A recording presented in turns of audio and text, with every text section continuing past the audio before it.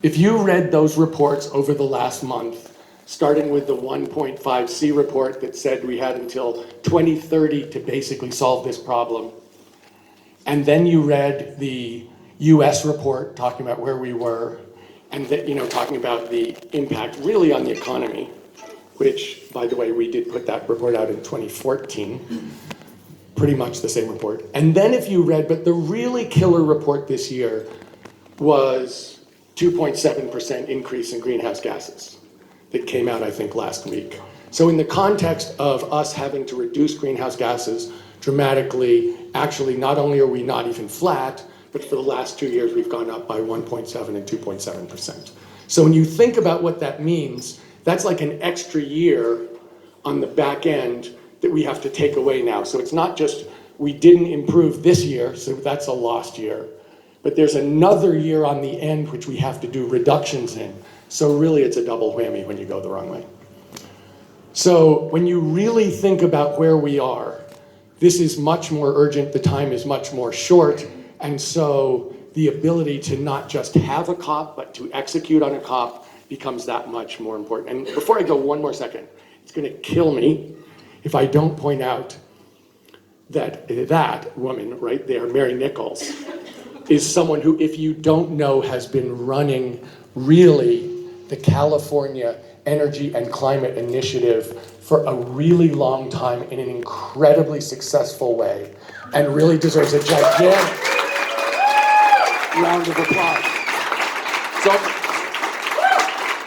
and then that's not a joke. I know everybody thinks that it's really Jerry Brown, but actually what Jerry does is turn and go, Mary? What do we do now? But so I want to talk about an actual idea about how we could possibly have a theory of change that will work. Because, in the context, if you think about it, Paris was this monumental achievement, largest treaty really in history of the planet, incredibly difficult, with incredible American leadership, which is now, as Todd pointed out, gone. But subsequent to that, in 2 of the following 3 years, we went exactly the wrong way. So the real question in my mind is not how do we get things that feel good or look good, but how do we get things where we're actually going to turn this around in the way that we actually have to turn this around. And to me, so I am a parochial American, which can be, as I think everyone in the globe knows, a bad thing, but I believe that the American leadership that Todd referred to is essential. And that really having a COP is one thing, but executing it is going to take leadership from around the world. And without the Americans, it's not going to happen, in my opinion. We can't do it by ourselves. It's got to be a coalition. But the question is, how do we get America back in the game in the way that we were prior to the 2016 election? And the answer is, if you look at 2018, and how many of you guys are Americans? So a lot, but especially for the non-Americans, I don't know how it got reported in your country, but basically Democrats beat Republicans by 8%, which is a real drubbing in 2018. Woo! And that is pretty much a kill with really high turnout. And in addition, the other statistic that I love is for people under 30 who voted, the spread between Democrats and Republicans was 44%, 72 to 28. So let's be clear, if there's going to be success on this, it is going to be led by young people. So every single person who turns 18, we should applaud. That's right. It's really, you think about it, if you're in the 20s as a political party, which the Republicans are with people under 30, you don't exist in a two-party system. So the question is, how are we going to win? And one of the things that people in the climate movement need to understand about politically is we're not going to win on climate. Everybody who thinks that we're going to go and explain this scientific disaster in the making and that that's going to work, all I can say to you is, look at Paris. That is not how this is going to work. If you look at what's happened in California, that isn't actually the way this has been presented politically for over a decade, and we've had a cap and trade since 2006. So basically, when you think about how we're actually going to succeed and actually kick their ass, it's going to be based on justice, environmental justice, economic justice, and That's coalition. Right. That's right. Yeah. Amen. And believe it or not, That is how California works. We lead with justice, not with climate.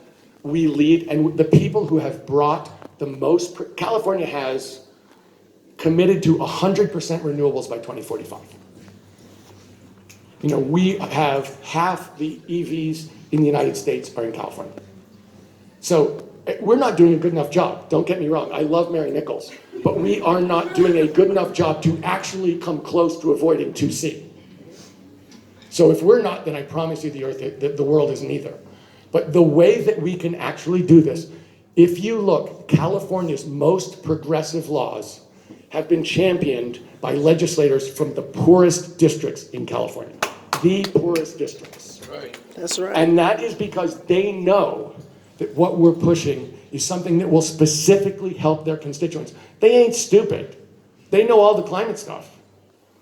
But unless they can go to their constituents and tell them it's going to be good on a health and jobs basis, they don't want to do it. And so you can't just put in environmental justice at the end.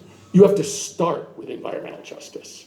And so when we look about what's going to happen in 2020, we are going to have to crush these people. Honestly, I think the whole idea that they're going to compromise, they're going to come to their senses, they don't really understand what's going on. They absolutely understand what's going on. They all went to college. They all can read. Many of them went to Yale. Really. They're looking at their interest. They're not fooled. They're doing something that they believe is really good for them, and to hell with everybody else. And look, we're in a situation that is dire, and the ability to be polite to people who are going to put everyone in this room, and for the parents, every one of your kids at risk, and for the grandparents, every one of your grandchildren at dire risk.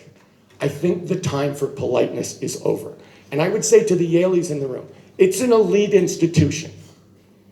You're a bunch of fancy pantses. Me too. Absolutely. But if you want to justify being an elitist, you want to justify whatever it is, $29 billion and all those fancy classrooms and all those fancy, labs and dorms and everything that Yale has, then you are going to have to be part of this in a big way, and Yale is going to have to be part. So this is going on at the same time that there's a sit-in in the investment office at Yale. Yeah. All right. You guys know that. So think about this. So Dave Swenson has a very famous statement about, it's not original, but he loves to say it. People would rather fail conventionally than succeed unconventionally. And let me just say, not divesting is failing conventionally. And that is when you think about that decision, that is the decision not to piss people off. It is conventional, it goes along with the establishment, and I believe that people will look back the way they look back at other investments that were mistaken and say it's just a mistake. So when we think about what Yale is supposed to stand for, it's not supposed to stand for Brett Kavanaugh. Double Yaley. It's not supposed to stand for George W. Bush. What it's supposed to stand for is, if you're going to be that person who gets all this fancy pants stuff, then you better be ready to turn around and give it up on the other end, or there is no excuse for Yale University. That's right. So, that's right. That's right. So for all the Yaleys in the room, who is in the friggin' quad in the old campus? Nathan Hale, with a noose around his neck. What is the actual motto of Yale where no one has a white handkerchief here? For God, for country, and for Yale. There is no excuse for the people who get everything in our society not to turn around and justify that. No excuse. And so I think that for Yale to stand up for what Yale is supposed to be, no time like the present. Bye.